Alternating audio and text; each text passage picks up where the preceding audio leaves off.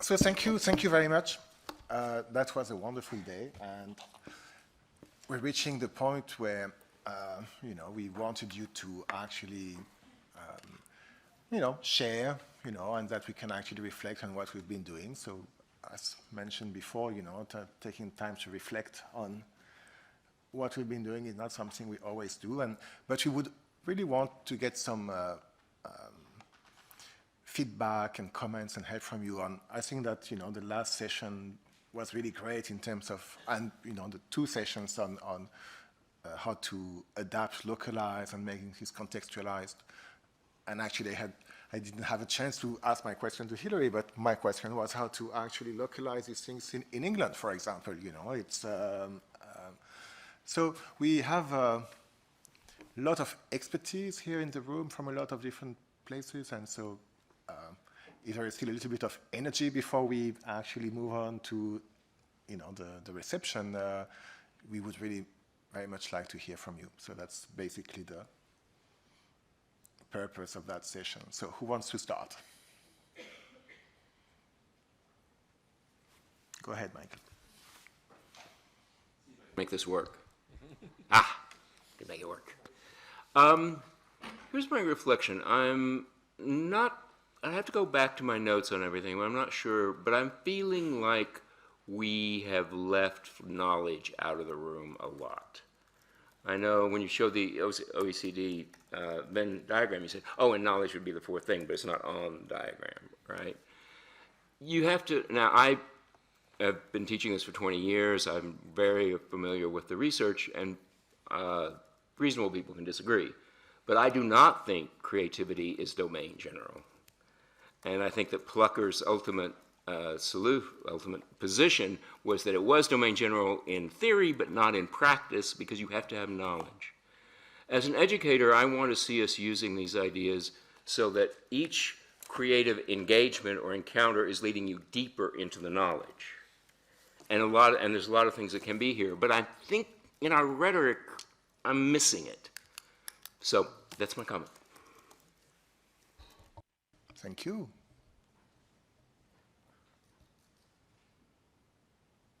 Any other comment? Bill? It's a building on reflective comment from our last colleague there. I think that the day started so brilliantly with a conscious avoidance of simple binary oppositions, and I think there was a kind of collective sigh of relief. But I don't think that means we shouldn't be exploring the nuances that you're inviting us to. Certainly in the Creativity Collaborative, and I'll talk a little bit about more tomorrow in England, we're really clear that it looks and feels, creativity looks and feels different in different contexts. So the degree to which it's helpful to imagine it in the abstract is useful to a certain extent if it leads you to a common language, but less useful if it doesn't allow you to see the subtleties of what it might look and feel and be like in different contexts. And I think that the other piece of learning is not just that it's helpful to have not just rubrics, but progression statements and descriptions for all aspects of creativity, but also that as you think about those, and the state of Victoria in Australia is the closest, I'm looking at my colleague and friend Michael over there, the closest that's done this, where you're beginning to be able to say that there's a knowledge, skill, and habit aspect of all of this.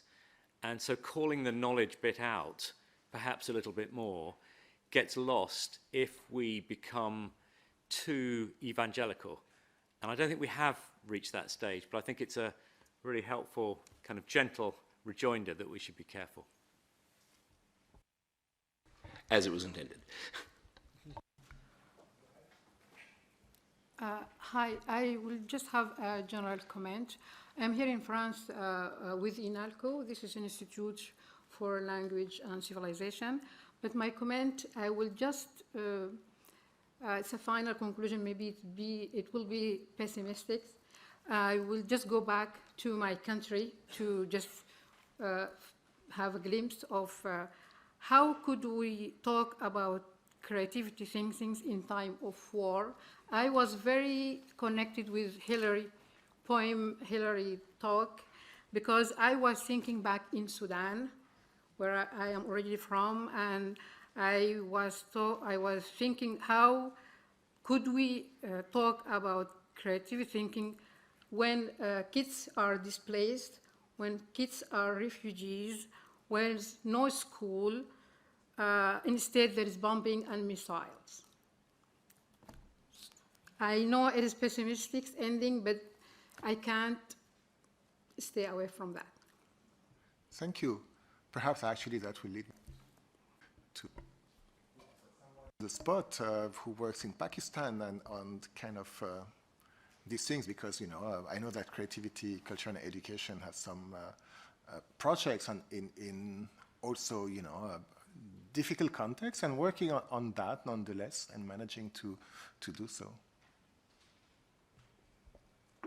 Hi. Yeah, we are working in Pakistan and have done for a number of years. And we have worked with all sorts of different contexts there in terms of developing creativity, and they're continuing to do so, and with a focus on sustainability. So we started working there initially on a program to get them thinking about this and to give them some tools and a framework to work on it. But they are now starting to develop that confidence themselves as educators and organisations to be able to do it and look at different ways of doing it, including looking at initial teacher education also, and starting to think about creativity and entrepreneurship, because that is a way that they can reach families in different ways. So particularly bringing in parents, for instance, in very, very kind of challenging situations, marginalised communities. I think Laura mentioned it earlier about using some of these tools and frameworks with parents, and that was one of the ways that the work in Pakistan has developed. Thank you. So there are some possibilities. It's, I would say, probably difficult to talk about anything in this context, but life continues in some way, so that's part of Melissa. It's the Thanksgiving Day. I'm just very thankful to be here. During the lunchtime, I had a privilege to talk to professors from America, from Tsinghua University, which is one of the best universities in China, from Copenhagen. During the break, there's a professor telling me about the Play Lab by the Lego Foundation, which is fantastic. Even Kate Middleton, our princess, has been to the Play Lab in Copenhagen. I'm just so pleased to have a chance to communicate with all of you. My children head teacher is here as well, which is a really surprise. There are 3 things which I am telling myself that I would like to share with you. The first one is, I know there's a Paris designer here, and Laura is a designer as well. There are lots of discussions saying that AI will be replacing the designer, replacing a lot of jobs. And as a global educators, what are we going to do to teach our next generation so that their job won't be replaced? This is a critical question that I'm asking myself, and I would like to discuss with you after this session as well. Secondly, I agree with Hillary from the University of Cambridge that nature is our great teacher. How can our school in different parts of the world integrate forest school or nature into our curriculum? I think currently a lot of students got stuck in the classroom. How can they go out to connect with the nature if nature is our great teachers? The third thing, which I would like OECD to think about, the big slogan here is better policies for the better life. But today, just today alone, I think altogether with all the conferences here, with all the conference room and all the people, we easily use more than 500 cups. Just look at those cups like this. During the break time, during the coffee time, during the lunch time.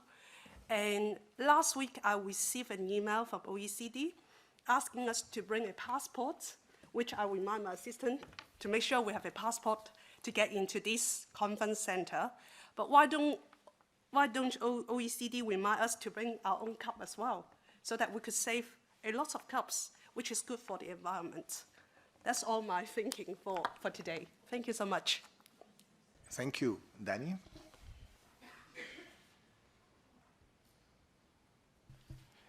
Yes, I'd just like to respond to one of the suggestions by Laura, which was the low-reach individual acts, and that it's what has resonated the most with me this afternoon, that collectively this is how we create a momentum moving forward. And in my experience as well, working with professors, if you ask them to tweak something, it starts to unweave set patterns. And so that even an individual act within a professor's course or curriculum leads to more changes. And so I think that it's a powerful, something positive to think about.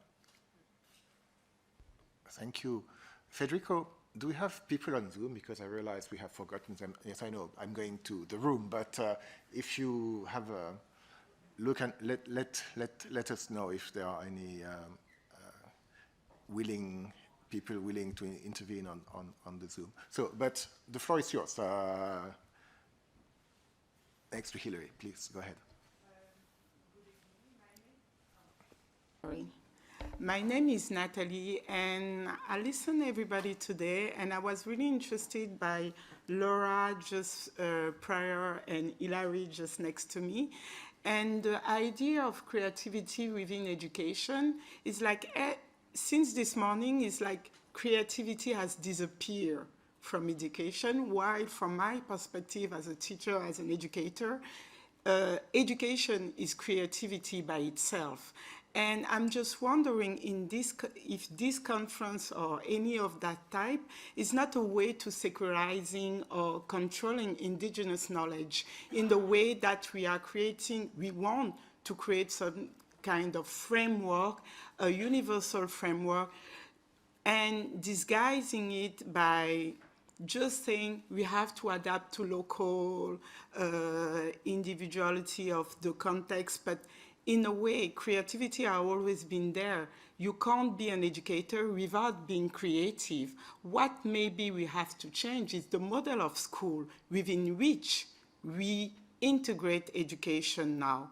And there is a reflection that as a community, we really have to think about, especially in the context of war. Hilary, even me in France, we are in an environment where there are a lot of inequalities and a lot of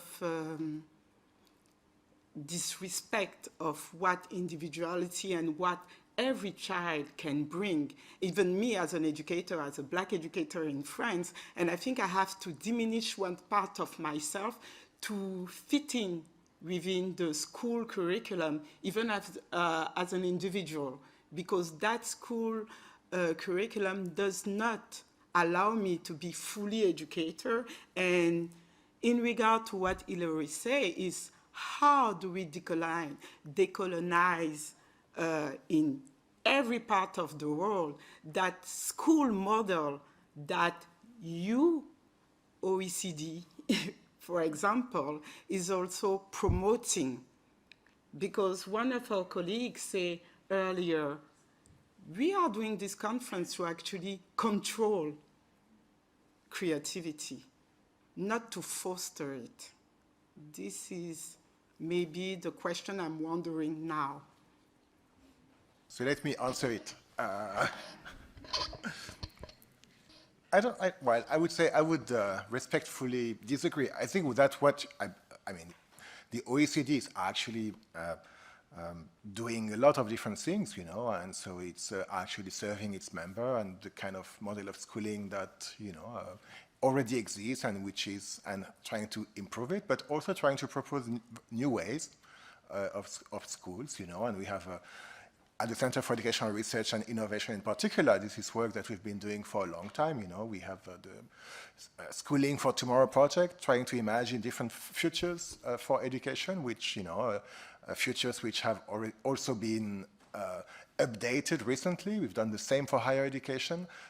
this project that we have here is actually to help us to imagine what different ways of teaching and learning could be, rather than controlling it, because we don't control anything, actually, you know, we don't educate anyone. So, I mean, we're not running any education systems in the world. So I would say that we are in phase. The question is really, you know, we try to get things done as well, you know, and so one of the difficulties is indeed, you know, how you go from ideas to actual change, you know, in society, and that's why we're having this meeting today, you know, to see how we can actually create a movement with the GIOCT and some of the, you know, with you all who, you know, came to this place. So, yeah, I think that, you know, we are interested and aligned in, you know, the more radical ideas, but at the same time, if we want to get things moving, you know, it's, you know, we need to see and go back to what Laura said, you know, the overhaul is difficult, you know, and so, and you could hear this morning, you know, when Andreas Schleicher spoke, it wasn't a conservative speech to say that everything has to remain the same forever. You know, it is more, how can we manage to change things, and how can we work with government and with societies and parents to make this happen? So I think that's a bit and, you know, even on greening, you know, we've made a lot of progress. I can tell you that, you know, we are actually having a lot of green policies to make the organization zero. So you can see, you know, now in the past we had bottles on the table. Now you have to go back to the fountain to do that, and I could list a lot of things that have been done actually to make this happen as an organization. So that's so just to say, we're here together. You know, we're not the antagonistic people that try to control and to do things, because we hope we could do that, you know, but I'm afraid that it doesn't happen. So go ahead. So yeah, I will try with my bad English. Maybe we don't have creativity if we have not creator. Maybe we need to kill teacher. I mean, we need to kill the hierarchy. Maybe this is the limit of creativity. I give you one example. I am very fond of applied ontology. And I think we can organize, for example, a kind of participative ontology. And so the teacher just become animator of knowledge. And the child, with playing with word, can create new knowledge because he can make evolution of notion and concept. And supposing the child make a new knowledge, we will publish some this knowledge from the child, not from teacher. So we change the power of creator of knowledge. Now finish hierarchy. You know what I mean? Sorry, my English is very bad. Do I miss contributions? Do we have things online?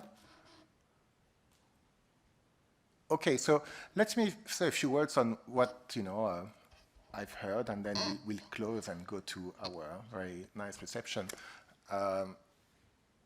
I think that, you know, on the knowledge aspect, one of the translation of that, you know, and that's something that we have already received, and so that's what we are also expecting from you, actually, you know, because what we're providing is not a controlling framework, but something to be adapted as you wish, you know, and on that, I would say that the feedback that we receive is, I want to see something like that, but related to the knowledge and my curriculum. We cannot do that, you know. It is really for people who are in the different systems to see and to come back to tell us about what it is. And actually, as Cassie mentioned, this is why this is a draft framework, because we want to have a final or proper framework once this has been actually adapted to different places, and we know how actually it works best in a lot of different places. And that was all the purpose of, you know, this afternoon discussions in many ways.